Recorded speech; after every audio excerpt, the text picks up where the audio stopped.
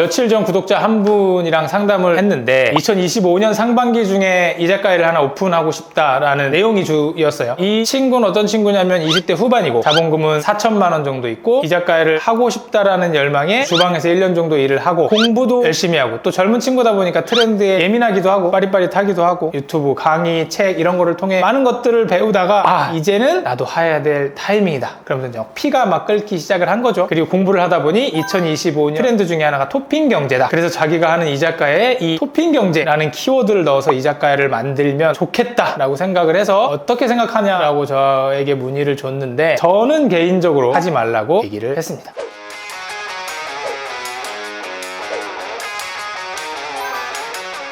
상황이 이런데도 그놈의 트렌드 따라가다가 이도 저도 아닌 컨셉, 이도 저도 아닌 브랜드가 되는 경우들이 굉장히 많아요. 대표적인 사례로 마라탕을 한번 예를 들어드리면 여기저기서 마라탕을 판다고 마라맛 햄버거, 마라맛 된장찌개, 마라맛 떡볶이를 출시할 수는 있겠죠. 근데 그걸 한다고 해서 사람들이 이 매장에 가서 마라탕을 매력적으로 느낄까요? 아니죠. 마라탕 먹으려면 마라탕 전문점에 가겠죠. 자, 브랜드는 그 브랜드가 크던 작던 그리고 그걸 내가 브랜드라고 인지하던 인지하지 않던지 간에 결국엔 고객들이 느끼는 그 브랜드의 이미지라는 게 있어요. 근데 그 이미지를 벗어난 트렌드 반영은 오히려 되게 이상한 브랜드가 이도저도 아니고 컨셉도 애매한 사람들이 좋아하지 않는 이상한 브랜드로 전락이 돼요. 그럼 기존 사업 운영하시는 분들 말고 새로운 창업을 할 때 트렌드를 따라가는 거는 도움이 될까요? 매년 정말 일시적인 유행을 따라가다가 문 닫는 아이템, 문 닫는 자영업자들이 정말 수십만 명이 질리지도 않도록 나옵니다. 마라탕, 탕후루, 대왕 카스테라, 저가 커피, 버블티 이런 것들은 수두룩하죠. 이게 왜 매년 나오죠? 이게 트렌드라고 하니까, 이게 유행이라고 하니까, 이거 하면 장사가 잘 될 것 같으니까, 일시적으로 사람들이 줄을 서고 바글바글하고 돈이 되는 것 같으니까 이런 것들을 생각하지 않고 그냥 단순하게 창업을 하는 거예요. 근데 그런 건 굉장히 주기가 짧습니다. 그래서 현재 사업을 하고 있던 아니면 새로 사업을 하던 이 반짝이는 유행 아이템 혹은 트렌드에 따라서 사업을 시작하고 계속적으로 변형하는 건 아무런 도움이 안 된다는 거예요. 이런 현상이 왜 생기냐면 트렌드의 진짜 의미를 잘못 이해했기 때문이라고 저는 생각을 해요. 제 말을 오해하면 안 되는 게 세상이 어떻게 돌아가든지 말든지 신경 쓰지 말고 너 할 거나 제대로 해라 이렇게 말씀을 드리는 게 아니라 트렌드를 이해를 해야겠지만 그 트렌드에서 벌어지는 현상에 너무 신경을 쓰지 말라라는 뜻이에요. 마라탕이 왜 유행하는지, 탕후루가 왜 유행하는지, 토핑 경제가 왜 유행하는지, 이자카야가 왜 유행하는지 그런 현상들이 발생한 사업을 하려면 선행이 돼야 된다는 뜻이에요. 트렌드는 일시적으로 어떤 게 반짝하는 게 아니고 세상에 사람들이 어떻게 살아가는지, 어떤 방향으로 살아가는지의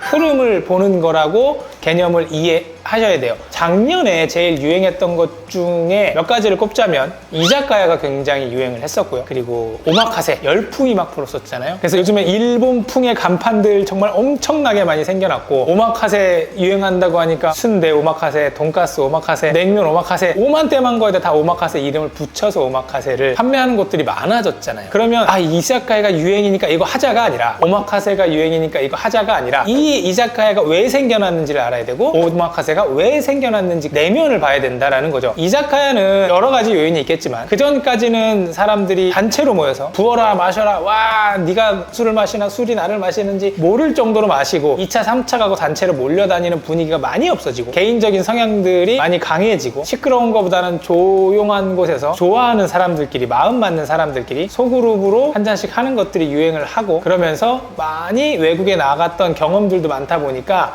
그런 것의 일환으로 이자카야가 많이 생겨난 거고 오마카세도 비슷하죠. 결국에는 오마카세가 처음에는 1인당 10만원, 20만원 이런 데잖아요. 근데 그런 데 포인트는 뭐냐면 내가 대접받는 기분이 들게 해주고 그리고 그걸 찍어서 SNS 과시하고 싶어 하는 욕망들이 많이 생겨서 이런 아이템들이 생긴 거지 이자카야가 너무 매력적이라서 오마카세가 너무 매력적이라서 그게 유행이라서 생겨난 게 아니라는 거죠.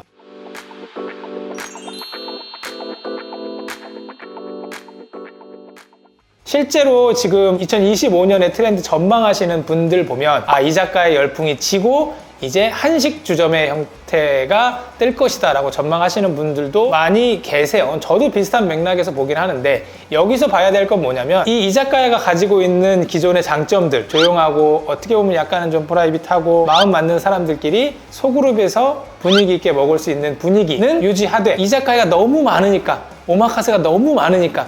너무 많으면 질리죠. 질리면 피로감이 옵니다. 피로감이 오면 손님들이 안 오니까 그 형태가 한식 주점으로 바뀐다는 거지. 이자카야 유행이 끝났으니까 한식 주점이 올 것이다. 이런 식으로 바라보면 안 된다는 거죠. 이런 형태가 매년 악순환이에요. 아, 올해는 이게 유행일 거다. 그러면 좀비처럼 확 몰려갔다가 그 아이템이 막 많아지고 사람들이 식상해지고 또 다시 어떤 아이템이 막 생겼다가 막 많아졌다가 시대는 변해도 사람은 크게 변하지가 않아요. 지금 마라탕이 유행이긴 하지만 마라탕의 주 고객은 10대들이에요. 근데 그 10대들이 처음부터 마라탕을 먹었냐? 아니죠. 제가 10대 때 혹은 저보다 조금 연령이 낮은 분들이 10대 때는 떡볶이를 먹었어요. 결국엔 맵고 달달하고 짭짤하고 자극적인 거를 필요로 하는 니즈는 똑같은 거죠. 그게 떡볶이의 형태였다가 그 다음에는 뭐 즉석 떡볶이나 이런 형태로 한번 갔다가 로제 떡볶이로 갔다가 다시 어떻게 보면 마라탕이라는 새로운 형태로 된 거고요. 탕후루가 유행한 것도 마찬가지의 개념이에요. 저희가 어렸을 때는 학교 끝나고 학교 앞에서 이렇게 쪼그려고 앉아서 달고나 엄청 달고 몸에 하나도 안 좋은 불량식품 달고나가 지금은 탕후루라는 형태로 만 변경이 된 거고요. 그리고 예전에는 문방구 많이 갔잖아요. 근데 요즘 10대들이 다이소를 엄청나게 많이 갑니다. 문방구의 개념인 거죠. 이것처럼 사람들이 필요로 하는 거는 항상 비슷합니다. 그래서 그 사람들이 진짜 원하는 것들을 봐야지 아, 이게 어떤 식으로 발현됐구나라고 해서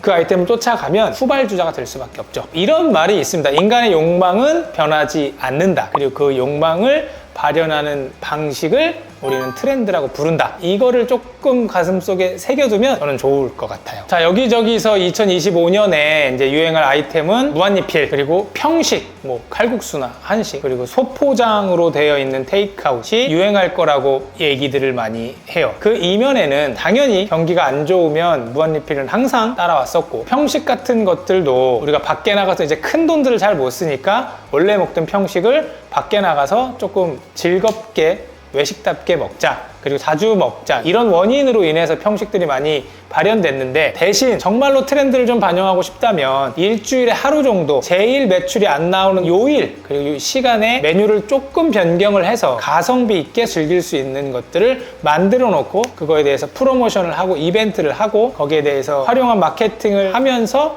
고객층을 높이는 게 도움이 되겠죠. 트렌드의 흐름을 굉장히 잘 활용해서 오늘 또 싸그리 모으고 있는 곳이 바로 편의점입니다. 편의점이 트렌드에 제일 예민하기도 하고요. 그럼 편의점의 어떤 상품이 트렌드에 잘 민감하게 반응해서 돈을 버느냐? 바로 반값 택배입니다. 편의점이 왜 반값 택배를 시작을 했을까요? 반값 택배를 해서 내가 택배비를 많이 벌고 택배 회사를 차려야지, 이런 개념이 아니에요. 일단은 반값 택배는 2019년도에 처음 나왔고요. 반값 택배를 하게 된 원인은 혼자 사는 1인 여성 가구 고객을 잡자가 컨셉이었어요. 왜냐면 혼자 사는 여성 고객은 택배를 받으면 주소랑 개인정보가 적혀 있잖아요. 그래서 범죄에 노출될 확률도 적고 편의점에 가서 안전하게 무겁지 않은 택배를 픽업할 수도 있고, 실제로 반값 택배 이용하는 고객 3명 중에 1명은 택배를 픽업하러 가면서 편의점에서 무언가를 산다라는 통계가 있어요. 그래서 작년이죠. 2024년에 반값 택배로 인하여 플러스된 상품 매출이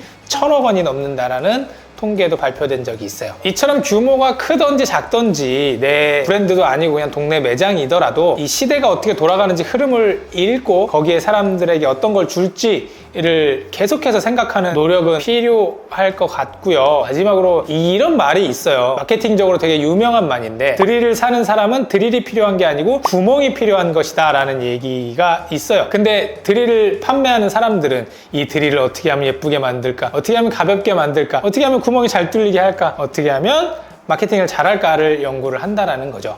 근데 우리도 마찬가지죠. 사람들이 무엇을 원할까, 이 사람들이 이 트렌드 속에서 어떤 흐름을 따라가는지를 고민을 안 하고 어떻게 하면 조금 더 맛있게 만들고, 어떻게 하면 조금 더 예쁘게 만들고, 어떻게 하면 조금 더 가성비 있게 만들고, 여기에 함몰되면 트렌드를 못 따라간다는 거예요. 좀 이야기가 두서없긴 했지만 그래도 드릴 너무 잘 만들려고 하지 마시고 우리 매장에 오는 사람들이 무엇이 필요한지를 고민하는 그런 사업가가 2015년에는 되시기를 바랍니다.